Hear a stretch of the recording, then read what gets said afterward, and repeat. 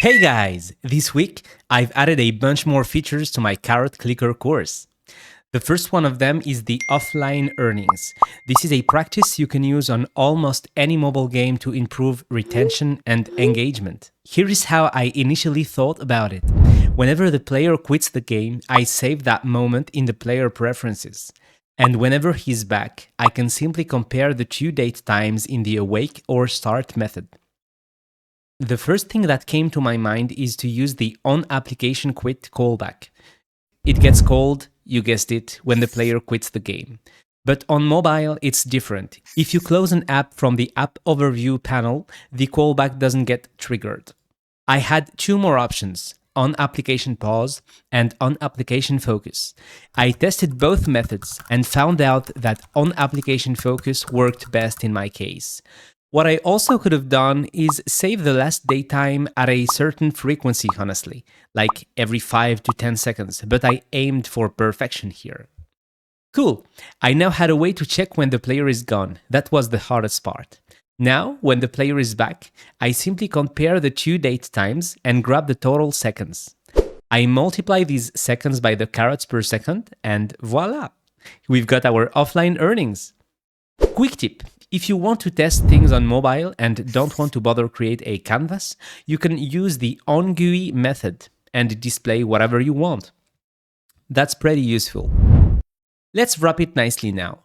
I first searched for reference images to guide me. I additionally had a closer look at mini motorways as I'm grinding it these days. It has a simple yet elegant UI. I love it.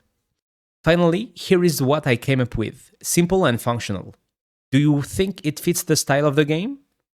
One specific point on which I spent some time is the claim button. I wanted to show you how to avoid using the basic button behavior in Unity. The sprite swap feature is definitely underused in my opinion, so here we go.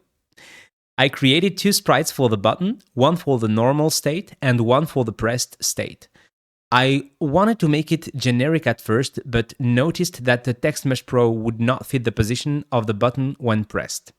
It was too much of a burden to move it by code, so I added the text to the sprites. That way, it was less flexible, but better looking. You need to make sacrifices sometimes, I guess. Initially, the claim button was blue. I thought it was better, but my wife preferred it yellow. What's your opinion on that? The blue one better fits the background of the game, doesn't it? Anyway, I like the fact that she contributed, so I'm keeping the yellow one. I then laid out the texts with a vertical layout group to keep things tidy, added a way to configure the panel from code, and it was done. Let's add some juice. I first animated the panel transparency. Pretty trivial. For the center container, I thought it was a good idea to make it scale vertically and also kind of bump to have a springy behavior. In Unity, you can achieve that by playing around with the curves in the Curves tab. Pretty cool, huh? I then let around 1 second for the player to realize how many carrots he earned before displaying the claim button. A nice addition to this can be adding a second button to watch a video to double or 10x the reward. It's a pretty cool retention trick, maybe in a later update. After that was done, I decided to add some other improvements such as an idle and scientific notation. It makes it easier to read when you have huge numbers. You will be able to select which notation you want to display. How cool is that?